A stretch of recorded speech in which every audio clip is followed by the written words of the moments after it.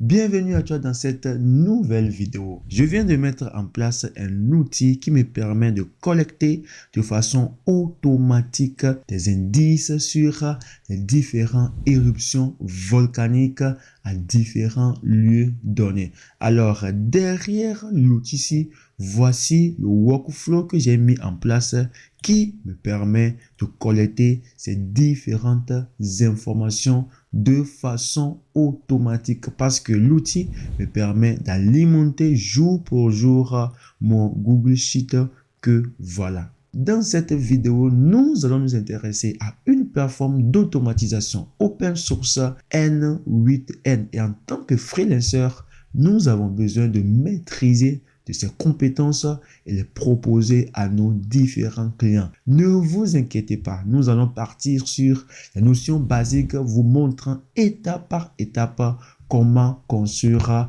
un workflow en toute simplicité. Alors, si vous êtes prêts, let's go!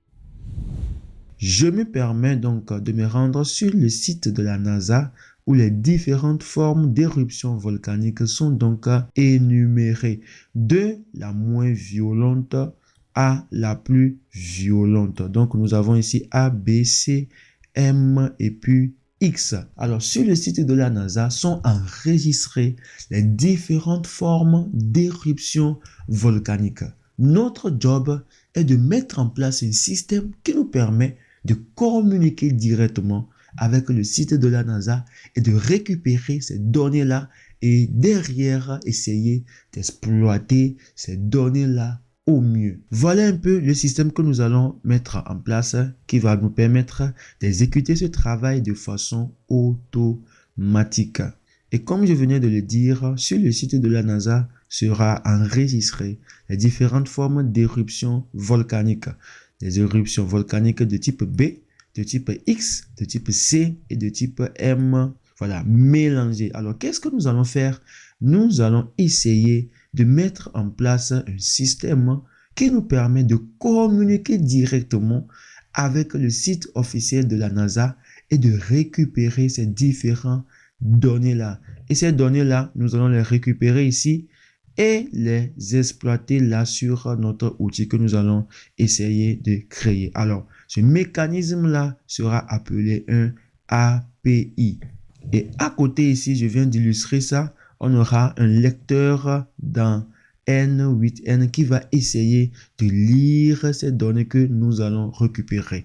Une fois que ces données seront récupérées, nous allons essayer de filtrer ces données, c'est-à-dire quel type d'éruption volcanique nous aimerions avoir comme un output.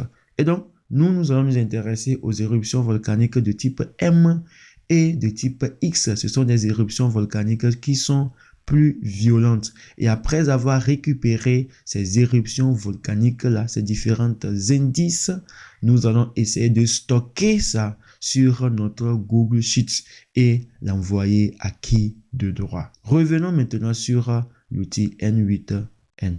Voici l'interface de l'outil N8N. Voilà. Et donc, je vais cliquer sur ce bouton plus ici et vous allez voir qu'un menu vient de sortir. Et ce menu, je vais mettre un schedule. Et vous allez voir un schedule. Je vais cliquer sur Entrée.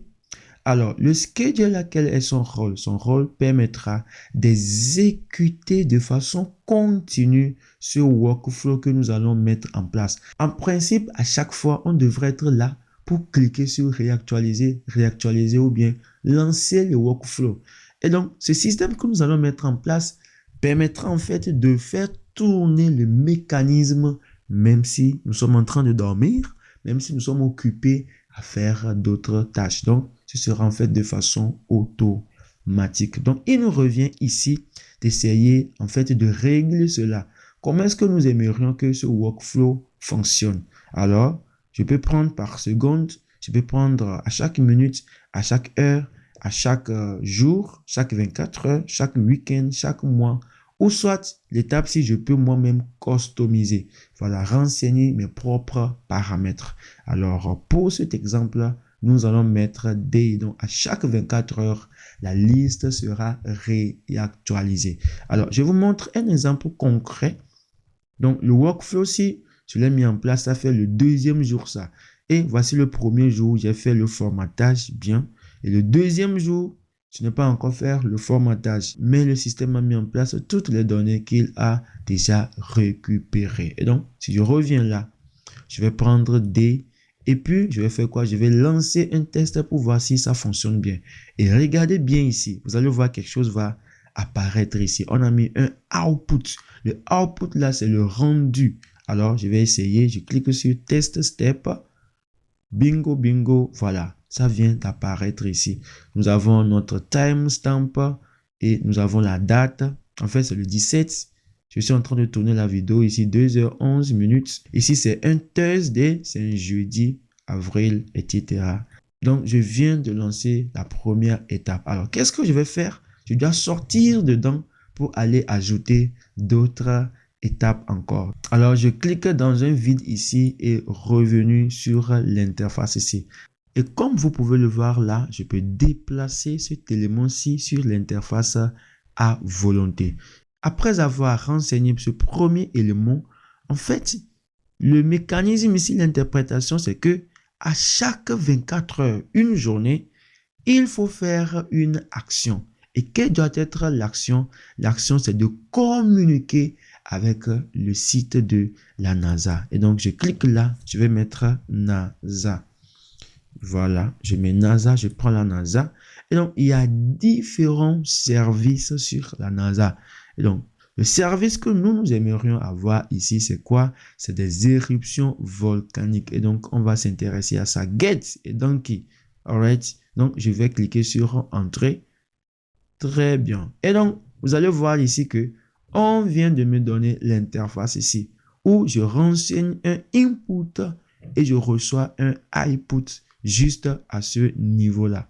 Et donc, ici, comme input, ce sont les différentes informations qui sont renseignées à chaque moment sur le site de la NASA. Le input ici, c'est ce que j'ai renseigné premièrement, c'est-à-dire le temps que j'ai mis en place. Donc, voilà le input qui est le temps que j'ai mis en place. Le output, c'est que si le temps là est exécuté à chaque 24 heures, je suis en train de dire, viens au niveau du site de la NASA, exécute une action et après avoir exécuté l'action, fais-moi ressortir le résultat au niveau du output ici.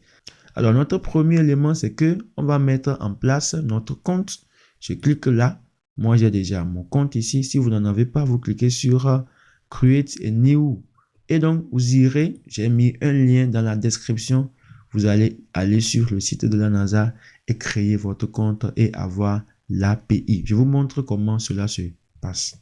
Arrivé sur le site de la NASA, vous mettez ici votre nom, votre prénom, votre adresse email et puis vous cliquez sur Sign Up.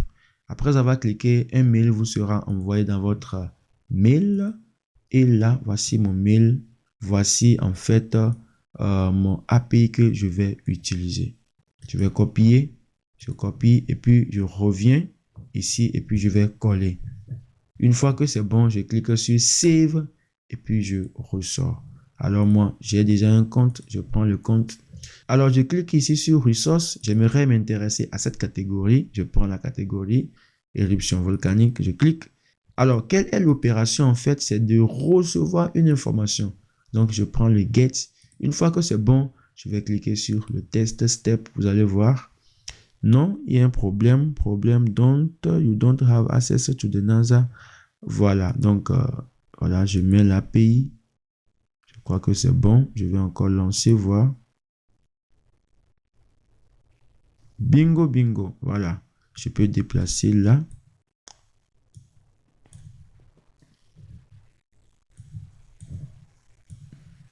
Voilà, donc je viens de recevoir les données ici qui sont là. C'est parfait. Je clique encore dans le vide ici pour sortir. Donc, arrivé ici, nous sommes en train de récupérer les différentes informations sur le site. Donc, nous sommes justement à cette étape-ci où nous avons en fait les éruptions volcaniques de type X, de type B, de type M, de type C, de façon mélangée. Alors, nous voulons nous intéresser aux éruptions volcaniques qui sont les plus violentes. Donc, c'est-à-dire, on aura l'éruption volcanique Is et l'éruption volcanique M. Ce sont les éruptions volcaniques qui sont violentes. Ce que nous allons voir par la suite, c'est de mettre en place un système qui va imposer une condition. Donc, je clique ici. La condition en anglais, c'est le if. Je mets if et je prends if là. Alors, je vais mettre, nous avons valeur 1, valeur 2. Et quelle sera la valeur 1? La valeur 1, c'est quelle information je veux filtrer. L'information que je vais filtrer, c'est le type de l'éruption volcanique en question. Et donc, on a mis ici class type. Et donc, je prends le class type. Voilà, je fais un drag drop. C'est bon. Je fais ça et puis je colle là. Et puis ça se transforme comme ceci. Pardon, ne vous inquiétez pas. Ne cherchez même pas à comprendre ce qui s'est passé là-bas. C'est un code JavaScript. Voilà. Pour ceux qui n'ont aucune notion sur ça, ne vous prenez pas la tête. Alors, je viens ici sur le A, je clique. Et puis, je viens sur String. Et vous allez prendre Start with. Vous cliquez là. Start with what? Alors, nous allons poser notre condition maintenant. Je vais prendre les éruptions volcaniques de type X. Alors, ce n'est pas fini. Je mets une deuxième condition ici. Je mets toujours le class type. Je vais m'intéresser maintenant aux éruptions volcaniques de type M. Et je disais tantôt que c'est les éruptions volcaniques les plus violentes. Alors, je viens juste là. Je vais prendre le OR. Soit ces éruptions volcaniques ou soit ces éruptions volcaniques. Vous voyez, n'est-ce pas? Soit ça, soit ça. Et donc, je clique sur le lancement step et voilà, j'ai reçu l'éruption volcanique du moment. Ce qui est encore bien, vous avez différents aperçus de la réponse en fait ici. Je peux avoir table, je peux avoir JSON et puis je peux avoir schéma. Vous voyez, n'est-ce pas? Et donc, qu'est-ce que je vais faire par la suite? Je vais ressortir et essayer maintenant de filtrer en fait l'information reçue. Alors, ça va se faire comment? Je reviens juste là.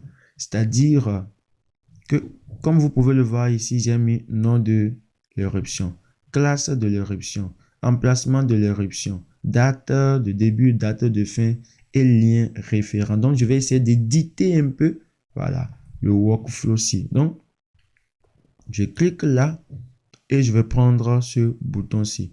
Donc, vous allez voir que ici, il y a en fait un true et puis un false. Le true veut dire que c'est vrai. Si la condition, elle est vraie ou si la condition, elle est fausse. Donc, ici, en fait, je suis en train d'imposer un filtre. Et ce filtre-là, son rôle, en fait, c'est d'éliminer les éruptions volcaniques qui sont mineures, c'est-à-dire les éruptions volcaniques A, B et puis C. Maintenant, de prendre en compte les éruptions volcaniques de type M et de type X. En fait, c'est ce que je suis en train de faire à ce niveau-ci. C'est ce que l'outil-ci, ce mécanisme est en train de faire. Donc, les éruptions volcaniques de type A, B, C sont d'office éliminées. Et donc, eux, ils vont sortir sur le false. Si cette condition est vérifiée, true, si oui, voilà, je vais récupérer ici les outputs de l'éruption volcanique de type X et de type M. Si ce n'est pas vérifié false, je récupère les éruptions volcaniques de type A, B et C. Du coup, comme c'est les éruptions volcaniques violentes que je veux exploiter, je vais prendre le trou et laisser celui-ci. Donc, je clique là et puis je vais mettre 7.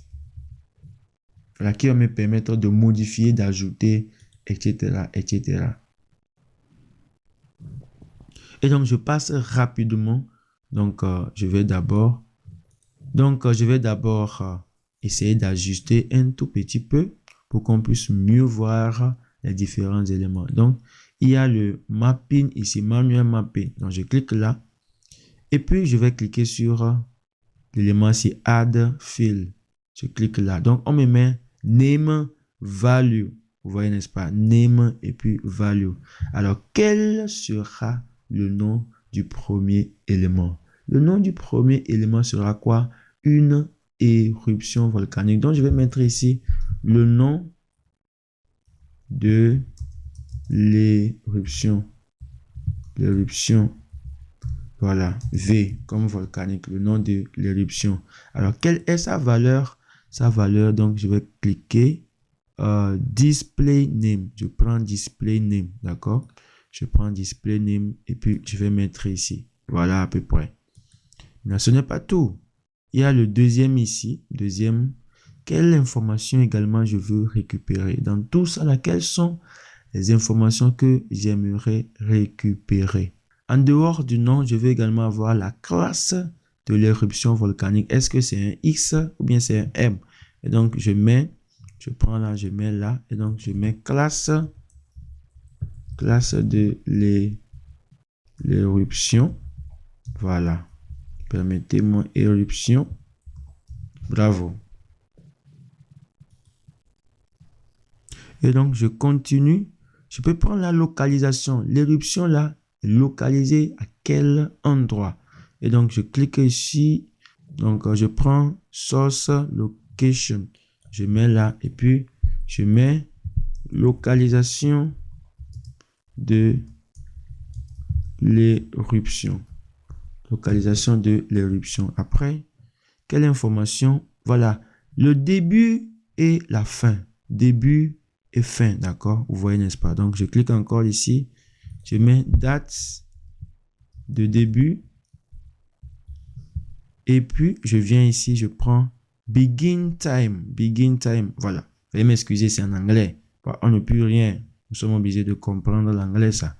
Voilà, donc begin time. Et je reviens, je clique encore. Je vais mettre end time, la fin. Donc, je mets fin. Je clique là.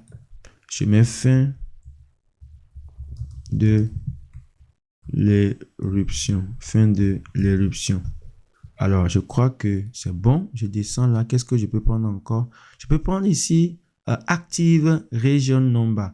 Donc, je mets numéro de la région active. Je clique là. Numéro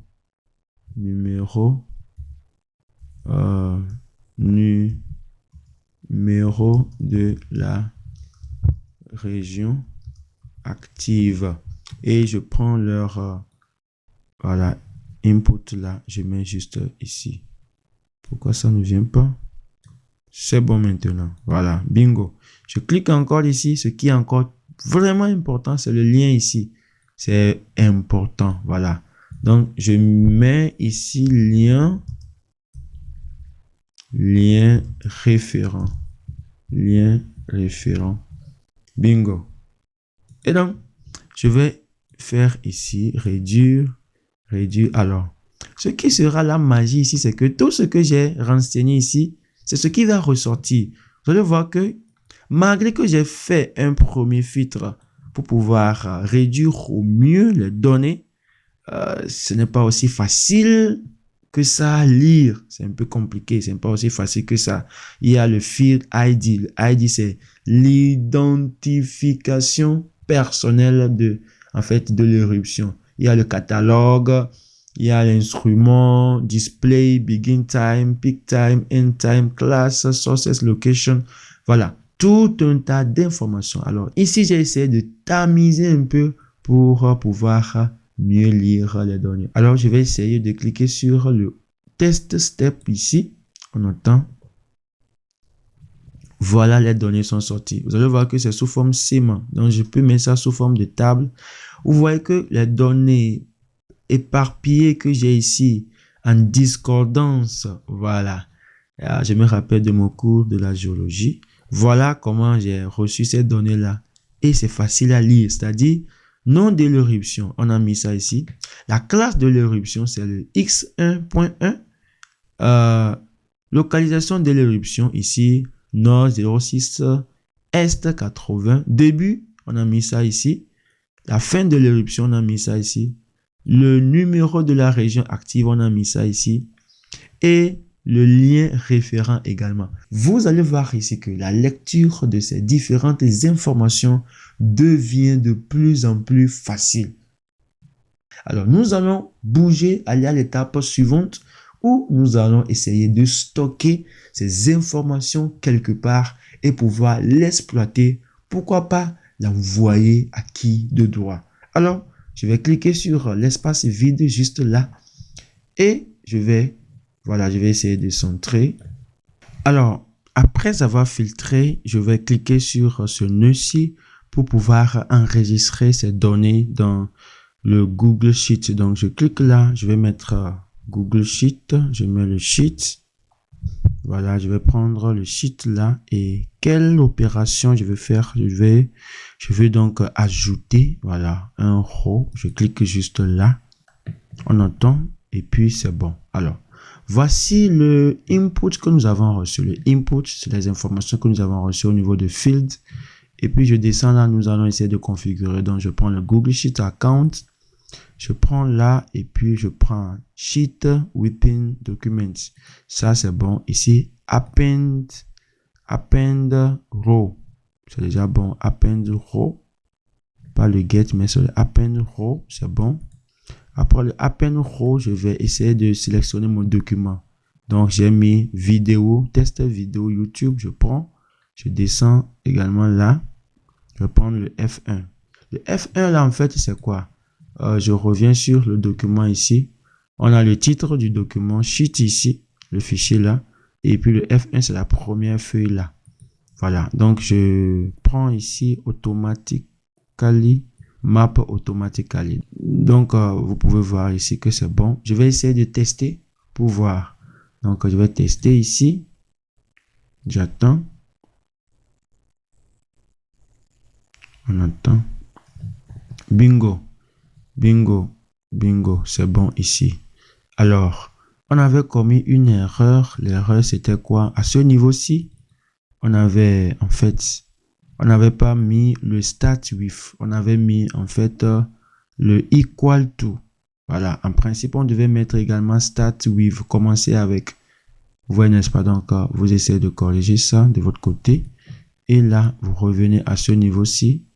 Donc, on teste le workflow. Ça tourne ici, on va au niveau de l'API, ça vient ici, et puis ça vient là. Alors, pour voir ces informations, je viens ici, là, et puis, comme vous pouvez le voir, je ne sais pas si vous avez vu ce qui s'est passé. Hein. Les gens ne me suivent pas, ils n'ont rien vu. Je vais essayer d'effacer tout. C'est bon, je vais essayer d'effacer, et puis, je vais reprendre ici. Je fais le test encore, vous allez voir, ça tourne, et puis on a récupéré les informations de façon automatique. Hein. Voilà, donc je reviens là, c'est venu encore. Est-ce que vous avez compris quelque chose? Voilà un peu, et je vais essayer d'embellir, c'est ce que j'ai fait de l'autre côté. Je vais prendre celui-ci, tableau vide, bon, anyway. Ce qui est important pour moi, c'est d'avoir cette donnée-ci que je peux en fait essayer. Voilà. Bon, tout dépend si je veux ce que je veux ici. Bon, pour le moment, c'est bon comme ça pour moi. Ce qui va se passer, c'est que chaque 24 heures, l'outil-ci va démarrer pour arriver à me fournir le output ici. Maintenant, pour que ça puisse démarrer comme ça de façon automatique, il va falloir que je puisse activer ici. Donc, j'active. Ça voudrait dire que quoi? À chaque 24 heures, ça démarre de façon automatique sans mon apport. Voilà pourquoi vous allez voir ici que ça a commencé par générer, ça a généré jusqu'à un moment et après, l'outil s'est déclenché encore pour pouvoir enregistrer un certain nombre d'informations. Vous voyez, n'est-ce pas, comment c'est mentionné ici. Et bien voilà, nous venons de configurer notre premier outil d'automatisation sur N8N. Les amis, cet outil est formidable. Pour tous ceux qui veulent avoir d'autres tutos sur le même sujet, je vous prie de me le faire savoir dans l'espace commentaire. Et pour ceux qui veulent gagner de l'argent en tant que freelancer en proposant de ces services, je vous prie de cliquer ici pour avoir une vidéo complète qui vous détaille étape par étape comment s'inscrire sur Upwork et commencer par gagner vos tout premiers clients. Merci et on se retrouve dans une prochaine vidéo. Peace out.